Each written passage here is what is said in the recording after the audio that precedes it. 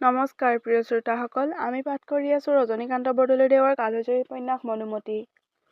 অসমত তৃতীয়বাৰ মানৰ আক্ৰমণৰ ঘটনালৈ লিখা বুৰঞ্জীমূলক উপন্যাস।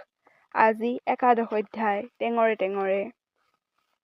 বাপে কেইদৰে যুঁজলৈ যোৱাৰ পিছদিনা ইফালে লক্ষ্মীকান্তই দুপৰীয়া খাই বৈ উঠি তেওঁৰ ফৈদৰ ৰণুৱাবিলাকৰ দুটা মুখিয়াল মানুহক মতাই আনিলে আৰু সিহঁতক ৰণুৱাবিলাকক সাজু ৰাখিবলৈ ক'লে। সিহঁতে তেওঁৰ আদেশ পালিম বুলি শলাগি গ'ল। তাৰ পিছত লক্ষ্মীকান্তই মেল চৰাতে খাট এখনৰ ওপৰত দুপৰীয়া ভাগৰ পেলাবলৈ মন কৰি অলপ বগৰা বাগৰি কৰিলে। এইদৰে তেওঁৰ 4-ডাৰমান সময় গ'ল। বেলি ভাটি দিলে। এনেতে সিফালৰ পৰা হাতত এডাল লাখুটি আৰু এটা খঞ্জুৰি লৈ আমাৰ শান্তিৰাম ভকত আহি আগত ওলাল আৰু গুৰু পৰম বস্তু বুলি মাটিতে বহিল। তাৰ পিছত লক্ষ্মীকান্তক চাই ক'বলৈ ধৰিলে, বাপ, ভিক্ষা মাগিবলৈ আহিলোঁ, অলপমান কীৰ্তন গামনে? লক্ষ্মীকান্ত, বাৰু গাওঁ কাতৈ। শান্তিৰামে তেতিয়া খঞ্জুৰিটো লৈ পোনেই দুটি এটিকৈ তাত চাপৰ মাৰিবলৈ ধৰিলে। তাৰ পাছত মাতটো মুকলি কৰি লৈ গাবলৈ ধৰিলে। অ গুৰু, মোকে দয়া নাচাৰিবায়ে, মই বৰ পাতকীৰ পাপী, গুৰু চৰণে ৰাখিবা। অ গুৰু, ইকুলো নাপালোঁ সিকুলো নহলোঁ, মাছ সাগৰত পৰি জাঁজি হৈও ৰলোঁ। জাঁজি হৈয়া ৰলোঁ গুৰু, মানিক ৰাখে, সাগৰ শুকাল মানিক লুকাল মোৰ কৰ্ম দুখে। তালে মানে সুৰে শান্তিৰাম ভকতে এই গুৰু বন্দনাটি গালে। তেওঁৰ খঞ্জুৰি বজোৱাৰ পাৰ্গতালি আৰু সুৰৰ লালিত্যই লক্ষ্মীকান্তৰ মন মোহিলে। লক্ষ্মীকান্তই ক'লে, আতৈ আৰু এটা গান গাওক। শান্তিৰামে ধৰিলে, প্ৰাণনাদ নকৰা বঞ্চিত, তোমাৰ বিয়োগে অগ্নিদহে মেৰি চিত্ত। এ বন্ধু মাধৱ হে সতিসুত সুহৃদ সুদৰ বন্ধুজন, সব সুখ তেজি তেৰি ভজিলো চৰণ। হুহি প্ৰাণনাথ তুহু জাহা কাহা লাগি, নৰহে জীৱন মেৰি তেৰি লাগি আগি। সব তেজি তুহাৰি চৰণ কইলো আখি, ভকত বৎসল স্বামী নকাৰ নৈৰাশ। বিনে তুহু জীৱন ৰহব নাহি মুই, তুহু বিনে হামাৰি বান্ধব নাহি কুই। হাস্য নিৰীক্ষণ তেৰি মাধুৰ আলাপ, হুমৰি হুমৰি মেৰি মিলে মনতাপ। ধৰণী লুটিয়া গোপী কৰয়ে কন্দন, কহয় মাধৱ গতি নন্দে নন্দন। এই নাম গাই উঠি শান্তিৰাম ভকতে ক'লে, বাপ, এটা লেছাৰী গাই এৰিব খোজো। লক্ষ্মীকান্তই ক'লে, ভাল আতৈ। শান্তিৰামে ধৰিলে, তোমাৰ বিৰহত হে হৰি মূৰ্ছা গলে ৰাধা পটেশ্বৰী। ৰাখা ৰাখা ৰাখা ৰাধাৰ জীৱন ধন, আকৰি আজলি গোপবালী নেদেখি তোমাক পৰে ঢলি। তোমাক লাগিয়া ৰাধাৰ আকুল মন, চন্দনৰ লেপ শৰীৰৰ লাগে বিষ যেন জৰ জৰ, তপত নিশা সঘনে কাঢ়িছে ৰাতি। তোমাৰ হৰিহে গুণ স্মৰি, কৃষ্ণ কৃষ্ণ বুলি দেও গেৰি, শোকতে আকুল তোমাৰ ৰাধিকাহতী। সুকোমল সজ্জা বিতোপন শৰীৰত বিন্ধে কাটা হেন, ক্ষণে উঠে ৰাই ক্ষণে ঢলি ঢলি যায়, বৃন্দাবনৰ মাজত হে হৰি, এৰিনো আহিলা কেনে কৰি। তোমাৰ কলিয়া অতি নিঠুৰ চিত, স্বৰূপ কহিলো জগত স্বামী, নাৰীবধী হৈবা প্ৰভু তুমি। কৰিও বিহিত তজো মনে যেবা লয়, কহয় মুৰুখ ৰামদাসে ৰাধাৰ বিৰহ অনুপম, শুনি সাধু লোকে হোৱা ভৱ নদী পাৰ। শান্তিৰাম ভকতে এই নাম তিনিটা এনে মিঠা মাতেৰে শুৱলা সুৰেৰে গালে যে লক্ষ্মীকান্তৰ মন মোহিত হ'ল। নাম কেইটাৰ ভাৱে তেওঁক মুগ্ধ কৰিলে যে তেওঁৰ শান্তিৰাম ভকতলৈ এটা আন্তৰিক শ্ৰদ্ধা আৰু আগ্ৰহ হ'ল। সেই ভকতৰ নাম কি, ধাম ক'ত ইত্যাদি কথা জানিবলৈ তেওঁ ভকতক সুধিলে, আতৈ আপোনাৰ নাম কি? ভকতে উত্তৰ দিলে, বাপ, মোৰ নাম শান্তিৰাম। লক্ষ্মীকান্ত, আপুনি থাকে ক'ত? শান্তিৰাম, মই বৰনগৰীয়া বৰুৱাৰ হাউলীত থাকোঁ। লক্ষ্মীকান্ত ডেকা বৰুৱাই এইদৰে শান্তিৰাম ভকতৰ মুখে তেওঁ যে বৰনগৰীয়া বৰুৱাৰ হাউলীত থাকে সেই কথা শুনি ভকতৰ পৰা আৰু কেতখিনি কথা জানিবলৈ মন কৰিলে। তেওঁ ভকতৰ পৰা বৰনগৰীয়া বৰুৱাৰ বিষয়ে আৰু পাৰিলে কীৰ্তন ঘৰত দেখা সেই ৰূপহী গাভৰুজনীৰ কথাও অলপ কথা বতৰা জানিব পাৰিব বুলি ভাবি তেওঁ ভকতক আকৌ সুধিলে, আতৈ, বৰনগৰীয়া বৰুৱাইনো সদ্যহতে কি কৰিছে? শান্তিৰাম, বাপ, বৰনগৰীয়া বৰুৱা ঘৰতে আছে। লক্ষ্মীকান্ত, তেওঁ আমাৰ দেশকালৰ কথা বতৰাবিলাক ভূ পায়নে? শান্তিৰাম, বাপ, কি বা দেশকালৰ কথা? লক্ষ্মীকান্ত, কিয়, মানে যে ভটিয়া আহিব লাগিছে, তেওঁ এই বিষয়ে নেজানেনে? শান্তিৰাম, ক'তা, তেওঁ কি আমি কোনো মানুহেই এই কথাৰ গম নেপাওঁ? বাপ, আপুনিনো ক'ৰ পৰা কি শুনিলে, কওকচোন শুনো। লক্ষ্মীকান্ত, আতৈ, মই এই কথা এইবাৰ কীৰ্তন ঘৰলৈ দৌল চাবলৈ যাওঁতে কেইযোৰমান শুৱালকুছীয়া মানুহৰ মুখে শুনিলোঁ মান হেনো ভটিয়া আহিব লাগিছে। আমাৰ ৰজাই হেনো ৰংপুৰতে মানে সৈতে এটা ৰণ দিছিল। সেই ৰণত হেনো তেওঁ সম্পূৰ্ণৰূপে হাৰি পলাই গুৱাহাটীলৈ আহি বৰফুকনৰ লগ লাগিছে। বৰফুকনে হেনো মানৰ লগত ৰণ দিবলৈ কাৰবাৰ কৰি চাৰিওফালে কটকী উঠাইছে। আমাৰ দেউতা আজি ৰাতিপুৱা 2000 অনুৱালৈ বৰফুকনক সহায় কৰিবলৈ গৈছে। আপোনালোকৰ বৰুৱাইনো এইবিলাক কথাৰ একো গমকে নাপায়নে? শান্তিৰাম: তেওঁ একো গম পোৱা নাই। লক্ষ্মীকান্ত: বৰ আচৰিত কথা। বৰনগৰীয়া বৰুৱানো এনে চেনেহৰ পুত্ৰ পৰিয়াল নাইনে যে সেই পুত্ৰ পৰিয়ালৰ অৰ্থে তেওঁ মানৰ লগত যুঁজি সেই পুত্ৰ পৰিয়ালসকলৰ মানৰ হাতৰ পৰা ৰক্ষা কৰে? তেওঁৰনো এনে বুদ্ধিমান ল'ৰা বা সুদক্ষ মানুহ নাইনে যে তেওঁক দেশকালৰ কথা বতৰাবিলাক জনায়? এইবাৰ কীৰ্তন ঘৰলৈনো দৌল চাবলৈ তেওঁৰ কোনো মানুহ যোৱা নাছিল নে? শান্তিৰাম: বাপ, আমাৰ বৰনগৰীয়া বৰুৱাৰ তেনে সুদক্ষ মানুহ আজিকালি নাই। এইবাৰ দৌল চাবলৈ তেওঁৰ ধৰ্মীয়া জীয়েকজনীহে গৈছিল। তেনেকুৱা সুদক্ষ কোনো মানুহ যোৱা নাই। লক্ষ্মীকান্ত: কীৰ্তন ঘৰলৈ যে সেই গাভৰুজনী গৈছিল সেইজনী তেওঁৰ ধৰ্মীয়া জীয়েক নে? শান্তিৰাম: এৰা। লক্ষ্মীকান্ত: তেওঁনো কেনে ধৰ্মীয়া জীয়েক? তেওঁৰনো পৰিয়ালৰ ভিতৰত কোন কোন আছে? শান্তিৰাম: বাপ, আজি 12 বছৰমান হ'ল আমাৰ বৰনগৰীয়া বৰুৱাৰ কলিতা জাতৰ ধৰ্মেশ্বৰ নামেৰে এজন চৌধাৰী আছিল। সেই চৌধাৰীজনা বৰ বীৰ আৰু প্ৰায় সৰ্বগুণী আছিল। তেওঁৰ বাহুবলতে বৰুৱাই অকণ্টকা ৰাজ্য ভোগ কৰিছিল। তেওঁৰ মন্ত্ৰণা মতেই সকলো কামতেই চলিছিল। তাৰ পিছত আজি 12 বছৰমান হ'ল সেই চৌধাৰীজন তেওঁৰ পৰিবাৰে সৈতে সংসাৰত মুঠেই এজনী মাউৰী ছোৱালী এৰি মৰে। মৰিবৰ সময়ত সেই মাউৰী ছোৱালীজনীক আমাৰ বৰুৱাক সঁপি যায়। বুজৰ বৰুৱাইও তেওঁৰ মৰণকালৰ কথা অনুসৰি সেই ছোৱালীজনীক বয়ে বস্তুৱে সৈতে আনি আজি 12 বছৰে নিজৰ জীৰ দৰে মৰম কৰি ডাঙৰ দীঘল কৰিছে। সেই গাভৰুজনীৰ নাম মনুমতী।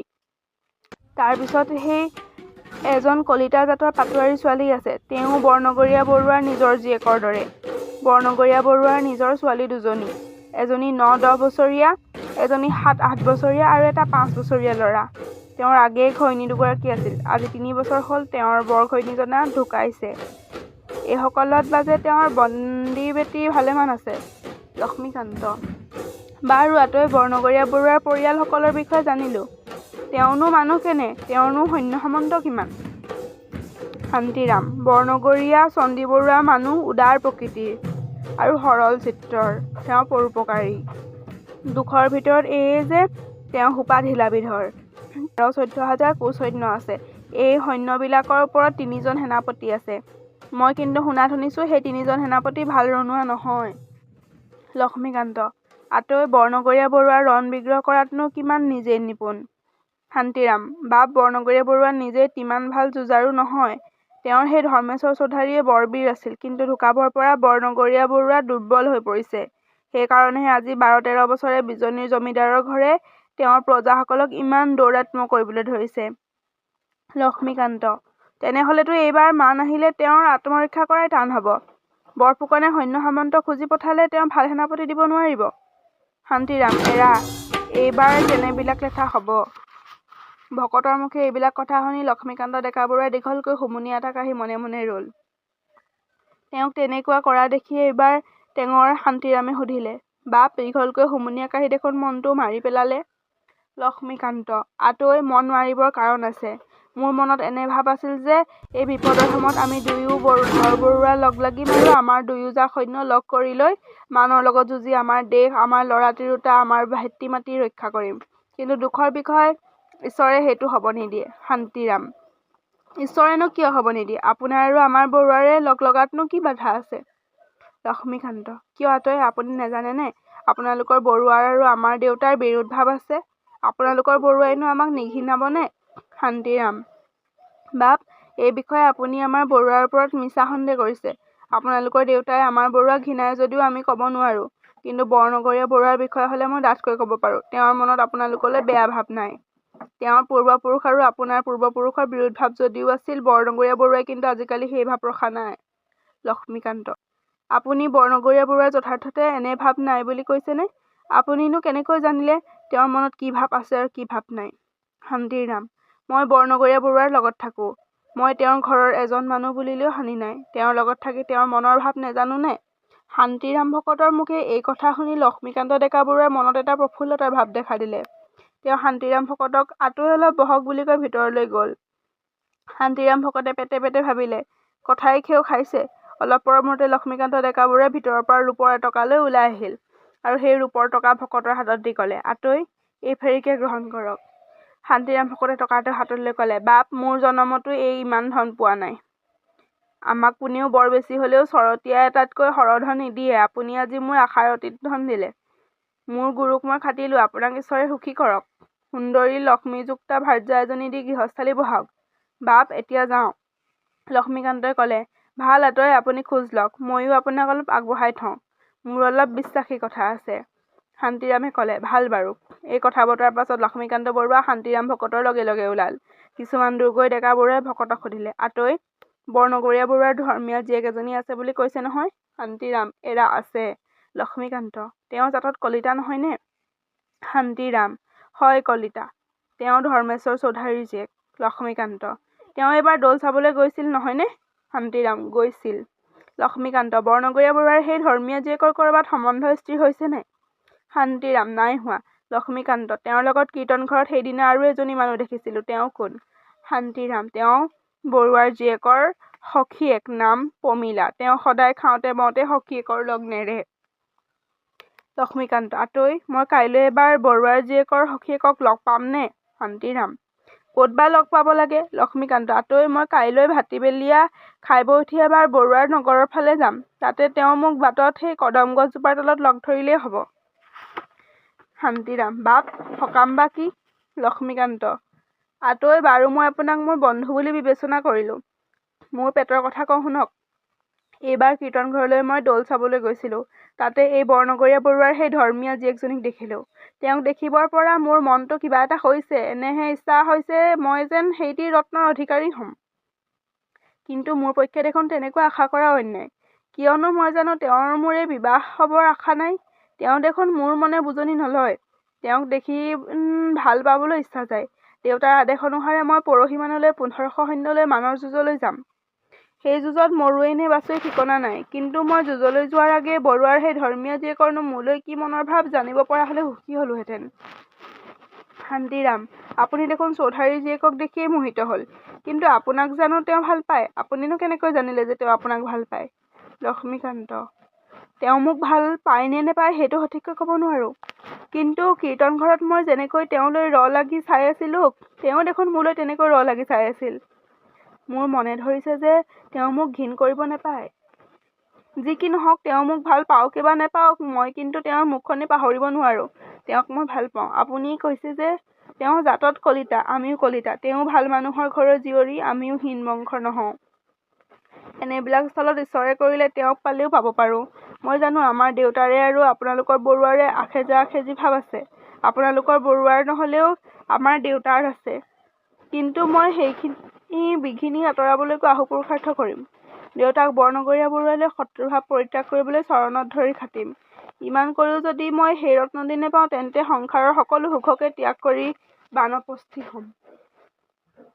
শান্তিৰাম, আপুনি এনে অংগীকাৰ কৰিব নেলাগিছিল। কিজানি আমাৰ মনুমতী আইদেৱে আপোনাক ভাল নেপায়। আপোনাক আমাৰ বৰুৱাৰ শত্ৰু বুলি ঘিণায়। লক্ষ্মীকান্ত, আতৈ, তেওঁ ভাল নেপালেও মই ভাল পাম। তাকে আতৈ, আপুনি তেওঁ সখীয়েকজনীক মোক লগ ধৰিবলৈ ক'বনে কওক? শান্তিৰাম মিচিকে হাঁহি, ভাল কম। বাপ, এতিয়া বিদায় হওঁ। লক্ষ্মীকান্ত, ভাল আতৈ, কিন্তু কথাটো যেন নেপাহৰে। এই কথা বতৰাৰ পিছত লক্ষ্মীকান্ত উজ্জ্বল মনেৰে ঘৰলৈ উলটিল। শান্তিৰামেও বৰনগৰীয়া বৰুৱাৰ হাউলিৰ ফাললৈ খোজ ল'লে। তেওঁ যাবৰ পৰত ভাবি গ'ল, ইয়াকে বোলে ৰূপত বলিয়া লৈ সকলোকে কাটিকৈ খোৱা। প্ৰিয় শ্ৰোতাসকল, 11 অধ্যায় সমাপ্ত হৈছে। আকৌ লগ পাম অন্য এটা ভিডিঅ'ত 12 অধ্যায়ত। তেতিয়ালৈ ধন্যবাদ।